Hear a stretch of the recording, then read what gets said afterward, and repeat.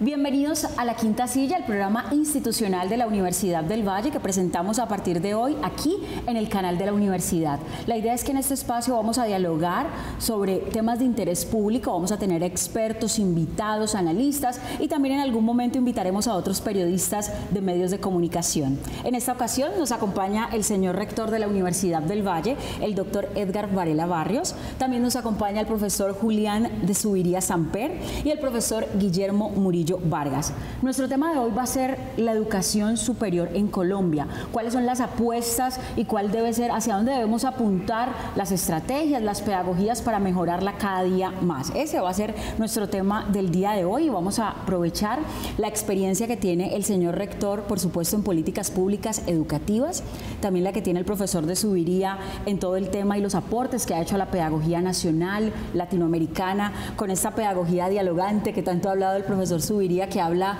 de ese tema integral, de mirar todos los aspectos del estudiante, afectivos, sociales. También la experiencia del profesor Murillo, quien es actualmente el coordinador del Consejo Nacional de Acreditación, el organismo que evalúa y decide cuáles son los centros de formación de educación superior que cumplen con los requisitos para estas acreditaciones. Así que con estos tres invitados de lujo, nuevamente les damos la bienvenida a La Quinta Silla. Bienvenidos.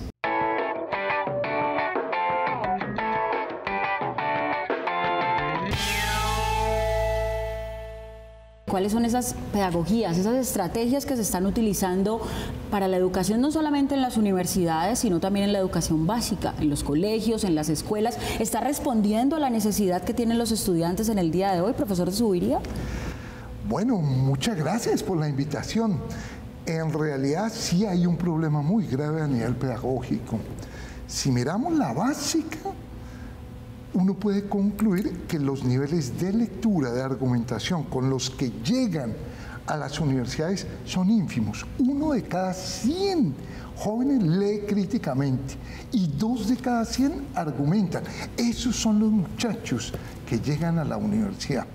En un mundo tan cambiante, en un mundo tan interconectado, tan flexible, pues yo sí creo que es un momento para repensar el papel, el sentido de la universidad en Colombia y en el mundo. Señor rector, de acuerdo a lo que dice el profesor Zuviría, ¿cómo nos replanteamos en las universidades ese enfoque? Bueno, yo creo que ese es un problema que va más allá de las universidades, como Julián lo dice. Porque nosotros, si recibimos un joven de 16, 17 o 18 años, no podemos resolver remedialmente en 4 o 5 años de carrera universitaria los déficits educativos que la persona ha tenido en su niñez y en su infancia y juventud. Yo creo que ese es un problema muy estructural de la sociedad colombiana. Yo he escuchado a Julián en otros escenarios, él ha mostrado con datos precisos todos estos temas de cómo el modelo educativo nuestro no funciona bien. Probablemente, salvo, Julián, los colegios de élite que son distintos, sí, muy costosos, sí, pero salvo esos colegios, el resto del sistema educativo colombiano, tanto público como privado, no da buenos estudiantes. Por supuesto que lo que podemos hacer es hacer cosas remediales, hacer nivelaciones, trabajar temas del currículum transversal en los pregrados que permita superar parte de las competencias, y yo creo que el modelo más importante que ya está inventado desde hace muchas décadas son los estudios generales o los ciclos comunes de formación, que es la apuesta que en el mundo entero se está desarrollando en la universidad. Pero creo que el problema principal está en el sistema educativo y en cómo desde la universidad ayudamos académica, pedagógica, intelectualmente a pensar y a modificar los propios sistemas de educación de la primaria y la secundaria. Profesor Murillo, ¿cómo hacemos para que esa calidad mejore y que no sea solamente para los colegios de élite o las personas que tienen la capacidad económica para pagar ese tipo de colegios? Sí, yo realmente lo que creo es que nosotros hemos tenido un sistema de educación que está muy fundamentado en los recursos y en las capacidades, y no tanto en los resultados de aprendizaje. Y yo creo que hoy en el mundo se ha venido avanzando en buscar esos resultados de aprendizaje, es decir, qué es lo que una persona debe conocer. Yo cuando leo las columnas del profesor de Zuviría, digamos, ese análisis crítico del que habla, digamos, la integración con el sistema social, o sea, el modelo no está pensado para resolver problemas ni para integrar a ese individuo a un sistema de conocimiento. Yo creo que nosotros tenemos que avanzar repito, hacia un modelo de aprendizaje y no tanto centrado en una competencia que es básicamente como una especie de tecnocracia, ¿cierto? Muy que implica, digamos, un nuevo sistema de evaluación. Nosotros tenemos que cambiar los sistemas de evaluación, porque los sistemas de evaluación que tenemos hoy responden a ese sistema anticuado, digamos, de competencias y recursos. Eso está totalmente integrado. Y solo quisiera agregar un elemento adicional en esta parte, y es que es claro que estos son niveles de formación, ¿cierto? Y lo que nosotros recibimos en la universidad, pues obviamente eso es todo un continuo. O sea, las universidades hoy tenemos que hacer esfuerzos mayores, ¿cierto? Como llaman los expertos, para lograr esa nivelación, digamos, en lo que llaman el capital académico, que eso implica, por supuesto, o sea, mayores esfuerzos, mayores recursos y otras pedagogías, ¿cierto?, que no son las pedagogías tradicionales que hemos venido utilizando. Profesor Varela, el profesor Murillo lo mencionaba, ¿no? Un sistema que se está volviendo un poco obsoleto. Usted lleva más de 3 décadas enseñando y ahora como rector de la Universidad del Valle ha querido implementar unas nuevas metodologías, por así decirlo. Cuéntenos un poco en qué consisten. Yo creo, en primer lugar, que los jóvenes de hoy son virtuales y digitales. Escuchando a Julián, yo pensaba que la educación es mala, pero ellos aprenden afuera, ¿no? Aprenden en Google, en Wikipedia, en redes sociales, en Instagram. Ahí hay un aprendizaje en paralelo. ¿Pero herramientas mal utilizadas, señor rector? No, las herramientas son herramientas para el bien y para el mal. Yo no critico Internet ni critico Facebook, creo que sirve para lo que la gente quiera que pueda ser usado. Pero lo que digo es que en paralelo a lo que llamaban los teóricos el currículum formal, está el currículum verdadero e informal, que es el aprendizaje que se hace en la interacción que los niños y los jóvenes están haciendo de todo lo que es Internet y sus distintas modalidades. Ahí hay un aprendizaje, hay un conocimiento, ahí hay una aplicabilidad, repito, que puede ser para el bien o para el mal. Uno se puede meter a Internet a jugar, se puede meter a Internet a ver pornografía, se puede meter a Internet a ver deportes o a aprender, ¿cierto? Wikipedia a mí me parece, por ejemplo, una plataforma espectacular y una de las mejores cosas que se han podido inventar, o que Google sea accesible gratuitamente. Es una plataforma, es la biblioteca universal de la que hablaba Borges. Pero ¿cómo articular la virtualidad y la digitalización del mundo real con las 6, 5 horas, 7 horas que los muchachos pasan en un aula, tanto en la escuela como en el colegio y posteriormente en la universidad? Yo he sido muy crítico de la educación superior porque veo que la educación superior va en paralelo. No me importa lo que el estudiante haga fuera de la clase, me interesa lo que el estudiante haga dentro de la clase, y los parámetros son parámetros de tipo acumulativo. Un experto me decía en estos días, en forma chistosa, que alguien que ha salido del bachillerato probablemente solo recuerda entre el 8 y el 10% de lo que le enseñaron, si le va bien. Sí, un poquito menos. Que es un porcentaje pequeño. El tiempo que usted ha pasado años y años y años aprendiendo de las fechas, aprendiendo de memoria fórmulas, haciendo un cumplimiento formalista de requisitos, no es aprendizaje. Es credencialismo, pero no es aprendizaje. Y yo creo que las universidades están llamadas a tener un esquema más basado en formación para el aprendizaje y en integrar los currículos formales con la vida misma, con el mundo de la vida, como lo decían los filósofos alemanes del principio del siglo pasado. Ahí hemos estado haciendo esfuerzos con educación virtual, intentando implantarla, pero hay mucha resistencia, no hablo solo de mi universidad, sino del mundo académico formal, para que estas experiencias, estas prácticas de la virtualidad se puedan imbricar y articular con la educación, en el caso nuestro, la educación superior. Yo pienso que el gran desafío de las próximas 2 o 3 décadas es cómo situar el modelo de formación que hacen las instituciones educativas en el contexto de un aprendizaje que ya no es el de hace 30 o 40 años, donde los muchachos aprendieron en el barrio, en la vida comunitaria. Ahora tienen un mundo abierto que la virtualidad ha construido, que no hemos repensado suficientemente para hacer una propuesta pedagógica que lo integre. Yo creo que ahí está una clave del problema, no solo de nuestras universidades, sino del sistema educativo en el mundo entero. Profesor, si usted quería complementar algo allí más, porque usted es un experto. En ambas observaciones, mira, un joven actual sabría más que Aristóteles, porque está siglos después de los conocimientos de la época. Pero ojo con esto, pero no piensa mejor. Ahí es donde está el núcleo del problema.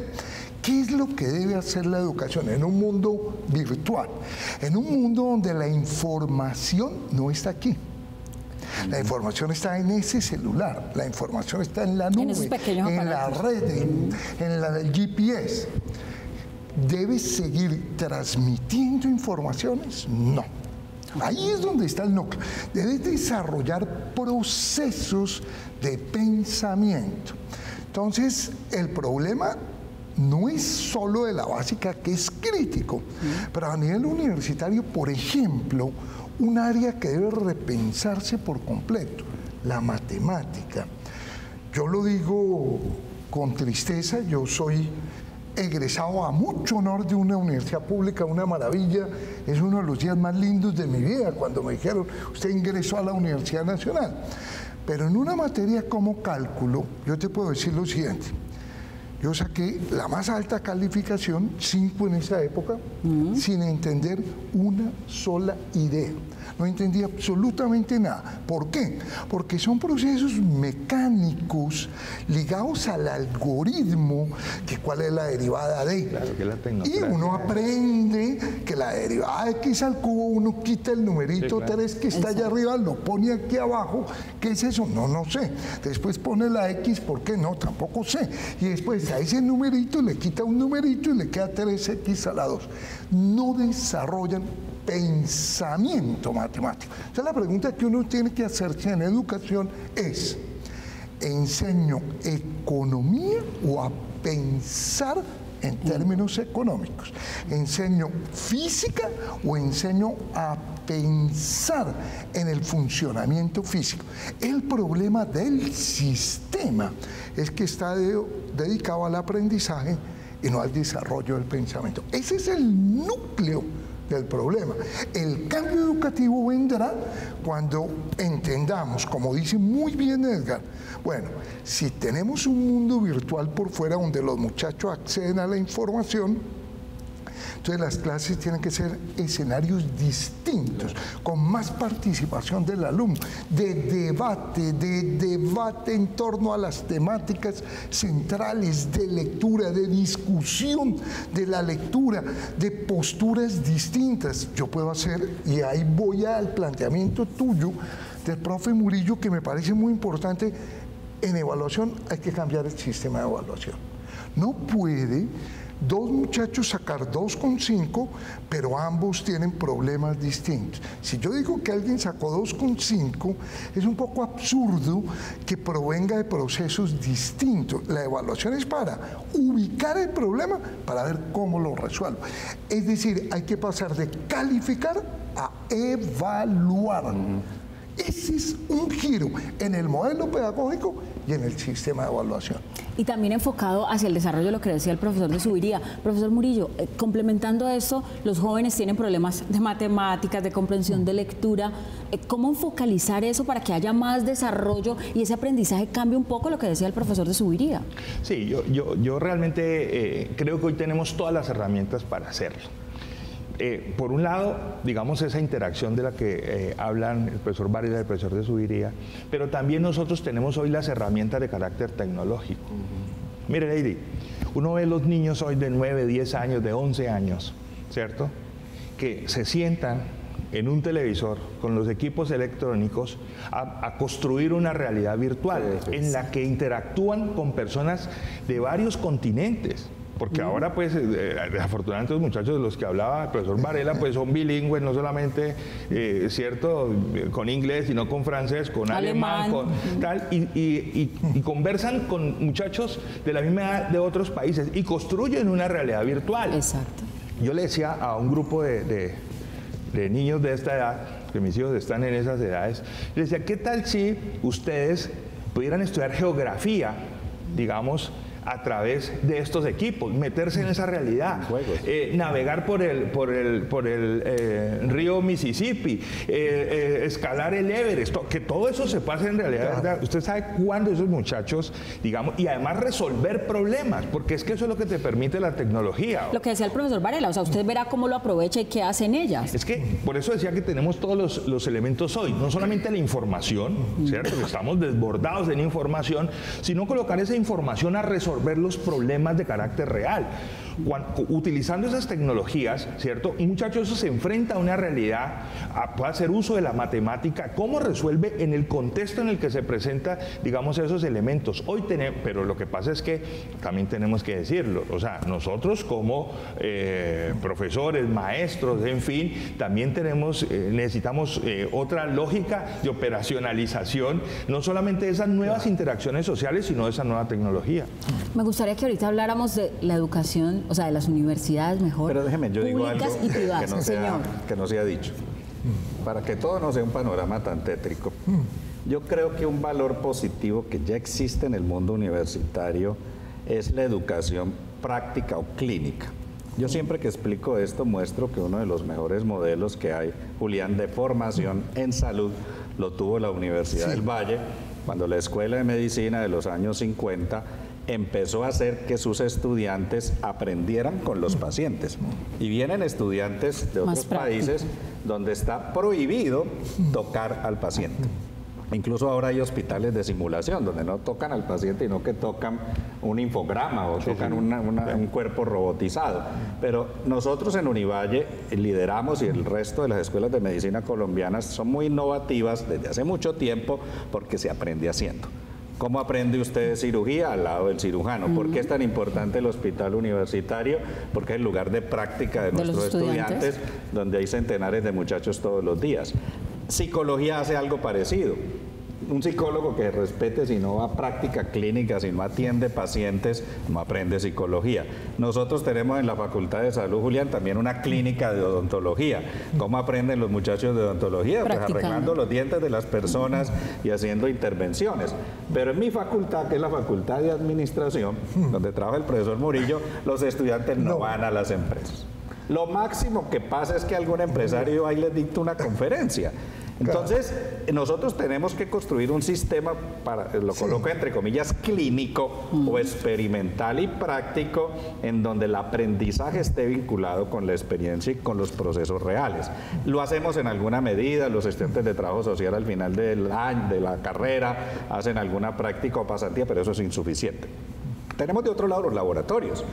Yo creo que en ciencias naturales, en ciencias exactas, también hay cosas muy positivas. No sé si sabes, Julián, que los biólogos marinos nuestros van al mar, hay lancha, navegan y aprenden, digamos, interactuando con la naturaleza. Tenemos un esquema que lo tienen también otras universidades, que son las salidas de campo, en el caso pues de las ciencias naturales, de las ingenierías, pero yo diría que un sistema que articule la práctica empresarial, organizacional, social, de forma más articulada con la formación en la línea en que lo plantea Julián, es algo que ya se está haciendo, pero se hace muy insuficientemente. Sí. Una idea nuclear. Digámoslo, lo que uno tendría que garantizar es trabajar en torno a dos problemas. Y ambos han salido mencionados en distintos momentos. Uno, el de la formación. O sea, uno necesita un maestro que pueda utilizar la tecnología, que favorezca la interacción con el estudiante, la lectura, que lleve a niveles de lectura, de pensamiento. Uno es formación. Y ahí hay que decirlo, a nivel nacional, las facultades de educación siguen estando muy atrás de lo que el país necesita. Y dos, y en eso algunos han avanzado, currículo. Y yo quiero insistir en la tesis que planteó el rector hace un minuto, que me parece muy importante. El mundo universitario ha ido evolucionando hacia niveles de especialización cada vez más altos. Medicina es un ejemplo clarísimo. Pues es una ruta que hay que replantear pedagógicamente Lo que hoy se necesita, como tú muy bien planteabas, es volver a darle más fuerza a los estudios generales. Realmente lo que necesitamos son individuos que lean, son individuos que sientan, son mejores ciudadanos. Ese es un tema que hay que hablar porque están en deuda en general las universidades con la responsabilidad, con la sociedad, porque mucho, con todo respeto lo digo, pero mucha persona, por ejemplo, estafador, hemos encontrado que tiene título universitario. O sea, la universidad tiene que asegurar un trabajo más fuerte a nivel de formación ética. Y necesitamos, cuando uno le pregunta a los empresarios, ¿dónde están los problemas de los egresados? No dicen que el problema es de cálculo. Tampoco dicen que es que no tienen habilidades muy específicas. Lo que dicen los empresarios es que no saben trabajar en equipo, que no saben escuchar, que no saben leer, que no saben escribir, que les falta tolerancia al fracaso y que les falta creatividad. Es decir, las universidades, me parece que el sector empresarial está ubicando muy bien el problema. Necesitamos fortalecer esas competencias básicas y eso requiere estudios generales. Que haya ingeniero y no ingeniero eléctrico desde el primer día, no, ingeniero. Que haya más competencias básicas. Más formación integral. Sí. Profesor Murillo, lo voy a dejar allí. Vamos a hacer un corte rapidísimo y ya regresamos para que haga ese aporte, para que sigamos hablando de esa formación integral, de ese desarrollo, de las diferencias que hay entre las universidades públicas y privadas. Vamos a hacer un corte. Estamos en el espacio de la Quinta Silla, el espacio institucional de la Universidad del Valle. Quédese con nosotros, ya regresamos.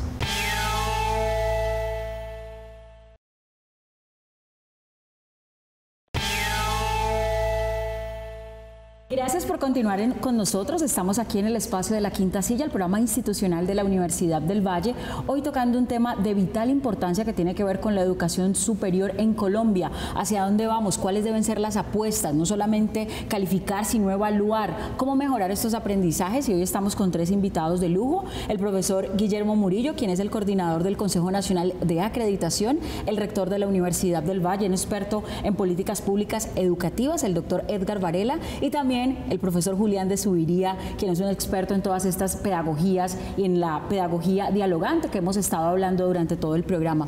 Profesor Murillo, antes de ir al corte, el profesor de Zuviría estaba hablando de cómo los empresarios ven a los estudiantes y usted quería hacer un aporte acerca de ese tema. Sí, justamente frente a ese comentario que el doctor de Zuviría decía que los empresarios pedían más ética en los egresados, ¿cierto? Y otros elementos que tienen que ver, de hecho, con competencias de carácter general, por ejemplo, capacidad discursiva, por ejemplo, interacción con los demás individuos, la capacidad de trabajar en equipo. Y justamente el modelo colombiano, digamos, evalúa a través de las pruebas saber unas competencias. De hecho, hay 5 competencias genéricas.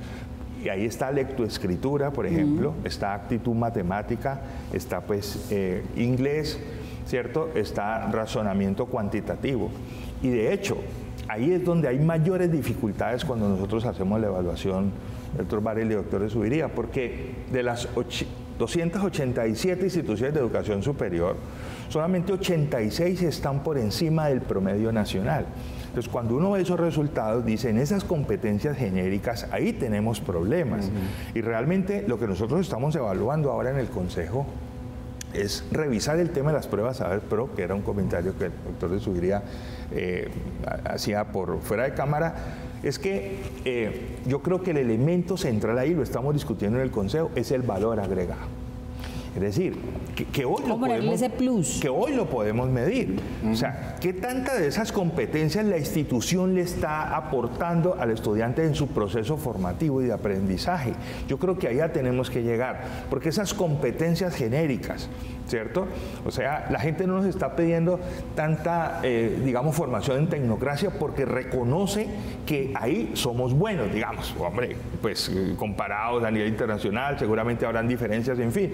pero ahí nosotros, o sea, tenemos buenos ingenieros, tenemos buenos médicos, tenemos, en fin, tenemos, digamos, buenos administradores, pero hay otros elementos, digamos, que tienen que ver con esa formación, los procesos de conocimiento y de generación de nuevo conocimiento, de innovación, por ejemplo, ¿cierto? En lo que nosotros tenemos que aportar de manera significativa. Yo creo que ahí se deben enfocar los nuevos retos que nosotros tenemos en educación en general y en particular, pues, lo que nos compete en educación superior. Así es, profesor Murillo. Y se acuerdan que antes de ir al corte estábamos hablando de que íbamos a tocar en este momento cuáles eran esas diferencias entre las universidades públicas y privadas. Hay unas que son evidentes: las universidades públicas son financiadas por el Estado, dejan más recursos para investigación, las privadas pues exigen unas cosas a sus estudiantes. Pero, profesor Zuviría, ¿están marcadas estas diferencias o cuál es realmente la diferencia entre la universidad privada y la universidad pública? Bueno, hay universidades privadas de muy alto nivel y con enorme reconocimiento y muy comprometidas, pero yo en este caso sí quisiera insistir y voy a retomar el concepto de valor agregado. Okay. Si nosotros miráramos en qué nivel llegaron y en qué nivel salieron los estudiantes en lectura, uno puede hacer esta afirmación: las mejores universidades de este país son las públicas. ¿Por qué? Porque reciben a los estudiantes en condiciones muy difíciles desde el punto de vista familiar, desde el punto de vista cultural, y los entregan bastante arriba. El problema que tienen las pruebas de Saber Pro es que no nos dicen dónde iniciaron los estudiantes. Como si hiciéramos una carrera de 100 metros, pero algunos ya llevan 80 recorrido y entonces dicen, ganaron los que empezaron con 80. No, eso no me dice el aporte de la universidad.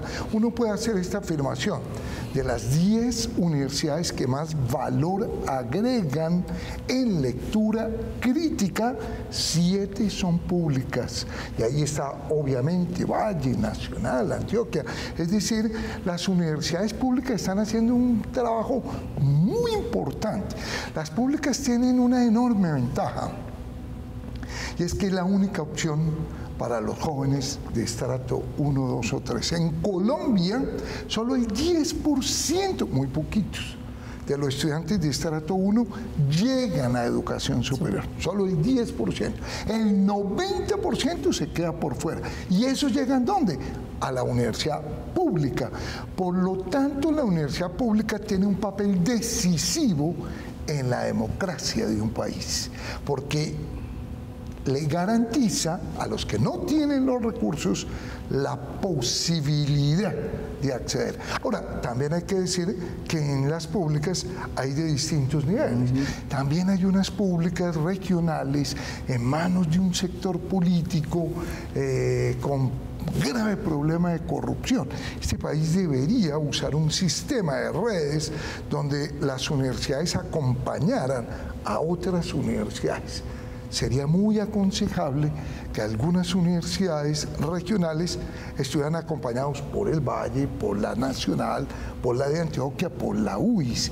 Entonces, sí hay diferencias en el derecho entre la pública y la privada, sí hay diferencias en la calidad que tienden a favorecer a la pública, contrario a lo que se ha dicho a nivel de los medios masivos de comunicación, que las presentan como universidades que viven cerradas. Eso no es cierto.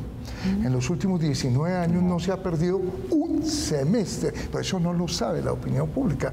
La opinión pública, hay una guerra declarada contra la universidad pública, y esa guerra la han encabezado algunos medios de comunicación y han deteriorado la imagen. Por eso es bueno que sepan que son las que más valor agregan, las que más aportan en investigación en este país, las que alcanzan mayor calidad. Tenemos muy buenas universidades públicas. Que eso es lo que hay que divulgar y no solamente manipular la información. Y acerca de eso quiero que toquemos el tema, que lo enlacemos con el tema del acuerdo que han hecho los estudiantes con el gobierno nacional. Estuvieron en paro el año pasado, al finalizar el 2018 hicieron un acuerdo con el gobierno nacional. Profesor Varela, ¿cómo va a influir eso en cómo mejorar la formación en nuestras universidades y puntualmente en la que usted dirige, la Universidad del Valle. Una precisión. Primero, un acuerdo con los rectores. No se aceptó el acuerdo por razones políticas y insuficiencia del acuerdo, y hubo una segunda ronda que termina a mediados de diciembre con un acuerdo que no solo es de estudiantes y que también involucra el estamento profesoral. Yo le decía a la ministra en estos días que me vi con ella que una vez cerrado el tema financiero, que espero se cierre con una propuesta de modificación de la Ley 30, que yo la veo bastante consensuada por lo que pude conversar con la ministra, no creo que sea muy difícil tramitarla en el primer semestre del 2019. Lo importante es volver ¿para qué la plata, no? Exacto. No, la plata no es un fin en sí mismo, la plata es un medio para hacer cosas, para tener calidad, para tener cobertura, para tener investigación. Y yo le sugería a la ministra que hiciéramos una reunión del SUBE de rectores donde miráramos el Plan Nacional de Desarrollo que el gobierno está tramitando, el Plan Decenal de Educación que se aprobó al final del gobierno pasado, y que tratáramos de decir qué hacemos con la plata que tenemos, qué metas tenemos en formación profesoral, el número de profesores con doctorado, en investigación, en cobertura, en virtualización, en los temas que ha señalado Julián de cómo transformar los modelos de enseñanza y aprendizaje. Y yo pienso que no se puede perder el medio por los fines. La plata nunca es un fin, la plata es un medio, y más en educación como la pública, que no tiene ningún ánimo de lucro, o en las privadas que son sin ánimo de lucro, que son pues las privadas de excelencia. Aquí el tema es cómo abrir un debate de nuevo en Colombia donde estos asuntos de la formación, de la pertinencia de los currículos, de la relación teoría-práctica, de la interacción con las redes digitales, esté en el foco de la construcción de un esquema nuevo. Yo concuerdo con Guillermo en que las universidades somos bastante modernistas e industrialistas, y hoy estamos en el posmodernismo y en la posindustrialización. En el lenguaje de administración, fordismo. Somos fábricas de conocimiento fordistas del modelo de los años 60 hacia atrás, cuando las sociedades han cambiado enormemente. Yo creo que ese es el gran desafío. A mí me alegra mucho como rector y como profesor que hayamos logrado un mecanismo de financiamiento que no teníamos, por eso fue el conflicto tan duro, que hayamos cortado esta subsidiariedad malsana de dinero público a lo privado. No tengo nada contra las universidades privadas, pero creo que no tiene sentido que en un país los pocos recursos públicos se dirijan a programas como Ser Pilo Paga, que lo he criticado mucho, no porque no sea bueno que los muchachos pobres tengan becas, sino porque no hay derecho a que haya una subsidiariedad tan asimétrica y no controlada de recursos cuando el sector público no los tiene. Entonces, creo que ese debate ya se está, digamos, finiquitando. Espero que se pueda lograr en este primer semestre, y ahora yo creo que se trata de volver a la discusión de qué hacer con la política educativa, cómo actualizarla, cómo mejorarlo, cómo hacer pertinencia en la formación y en la investigación.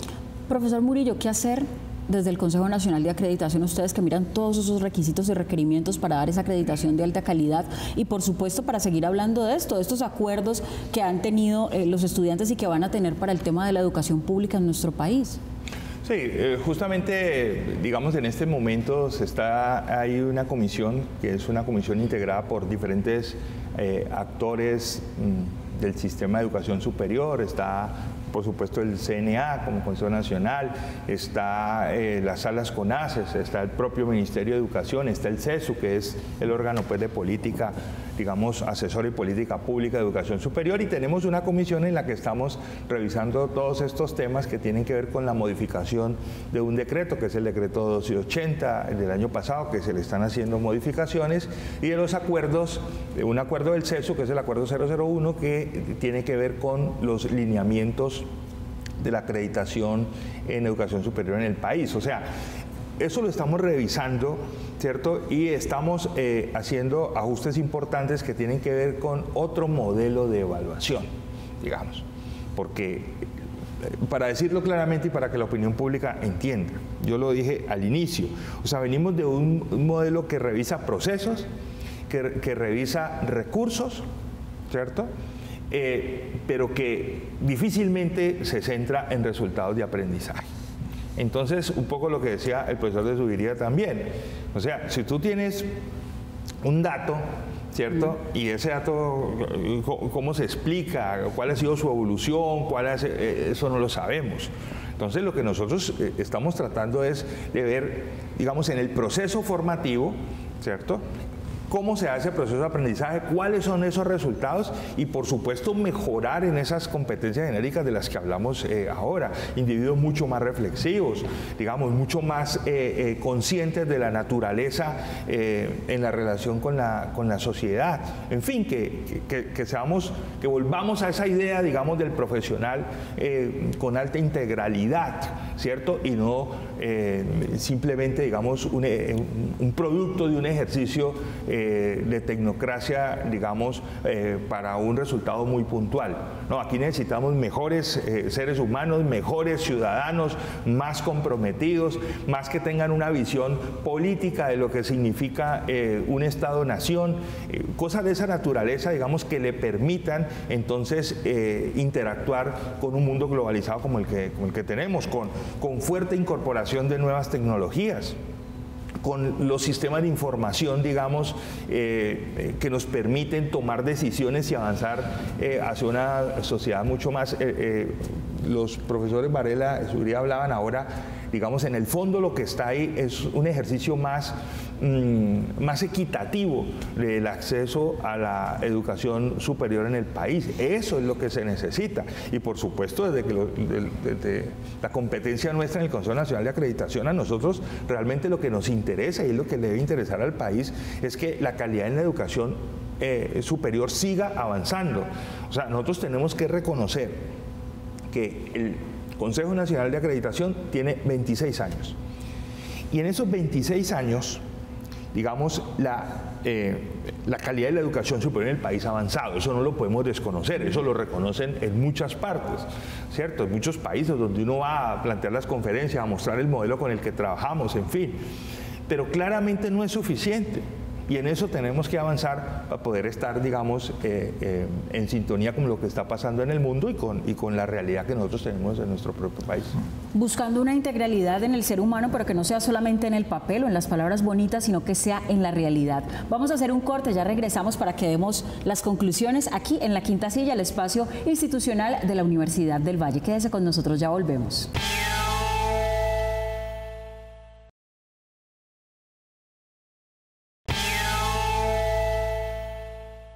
Continuamos en La Quinta Silla, gracias por estar con nosotros, hoy hablando de la situación, de cómo está, a dónde debemos plantearnos la educación superior en nuestro país.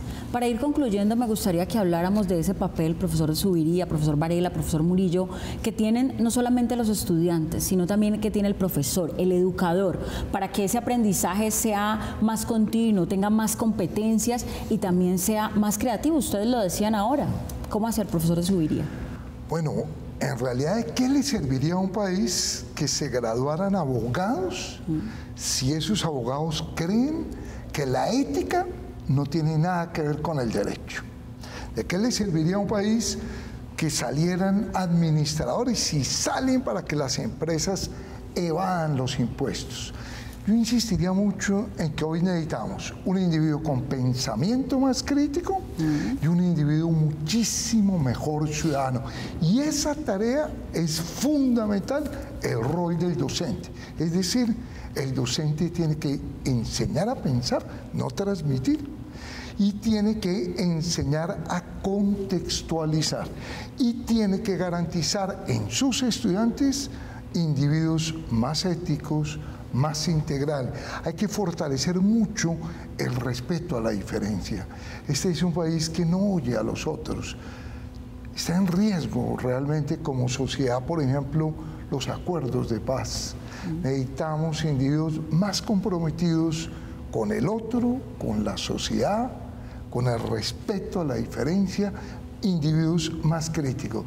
El que no piensa por sí mismo, otros le dicen qué es lo que debe hacer.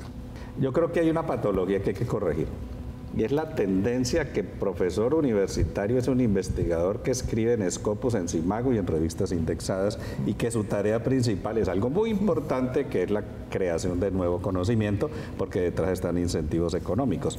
La principal función de nosotros los profesores es enseñar. Uno puede investigar y es parte del trabajo que hacemos las universidades, pero creo que la docencia es lo que nos define. En las universidades no existen investigadores 100%, sino que existimos profesores universitarios que hacemos investigación. Y yo pienso que ese es un valor muy importante que tiene que ver con vocación y con el perfil de los profesores. Yo diría allí que el profesor debe hacer todo lo que dice Julián, debe tener la competencia de interactuar con los jóvenes. Por supuesto que hay diferencias generacionales, pero parte de nuestro rol es podernos colocar en los zapatos, por así decirlo, de la muchachada, pensar en sus lógicas, pensar en sus dinámicas, darles voz y trabajar mucho en la construcción de un pensamiento crítico, que para mí es el punto principal en todos los temas. Podemos ser investigadores, pero somos profesores universitarios y el sistema de incentivos no premia la docencia como si está premiando la investigación, y ese es un asunto de regulaciones y de incentivos que está incluso en el decreto 79 que nos rige, que debería ser corregido propositivamente para premiar muchísimo más la buena docencia, como dice Guillermo, en función de los resultados de aprendizaje. Hay cosas que se pueden medir hoy, por ejemplo, la empleabilidad de los egresados y los salarios derivados de la empleabilidad. Ese es un impacto, un resultado que el observatorio laboral que tiene el ministerio ya no lo arroja. Por supuesto que hay otros temas más complejos como los que dice Guillermo que todavía no se miden, pero pienso que el rol del docente es fundamental, no transmitir conocimiento. El conocimiento está ya en las redes sociales, está en el ambiente, por así decirlo, pero el pensamiento crítico, la discusión, el debate, los temas éticos, los temas de responsabilidad social, ¿cierto? El ser un facilitador de todos estos procesos, el actuar relacionando teoría con práctica, creo que son como los ejes centrales de lo que debemos ser los profesores universitarios en lo que va a seguir del siglo XXI. En esa misma línea le preguntaba a profesor Murillo, ¿cuál debe ser esa reflexión y para los docentes? Sí, no, yo pienso que ahí se requieren básicamente de principio tres cosas, o sea, un componente de carácter sistémico, un componente holístico y un componente integral. Esos tres elementos me parece que deben ser fundamentales en un maestro. O sea, porque justamente no se trata de ese nivel súper, hiper, macro especializado, digamos, ¿cierto? Que no te permite ver el todo y entender la sociedad en la que operas. Y yo creo que el maestro sí cumple una función importantísima, ¿cierto? O sea, el profesor Varela utilizó la palabra facilitador, digamos, y a mí me parece que ahí hay un elemento central, porque es que ya hoy, hablando con unos médicos hace unos días, decían, es que en la interacción con el paciente esto ha cambiado mucho, el paciente ya llega con demasiada información. Y es lo mismo que nos pasa a nosotros con nuestros alumnos. Los alumnos tienen muchísima información y tienen acceso a información en tiempo real. Entonces, lo que hay es que trabajar con ellos y no por encima de ellos.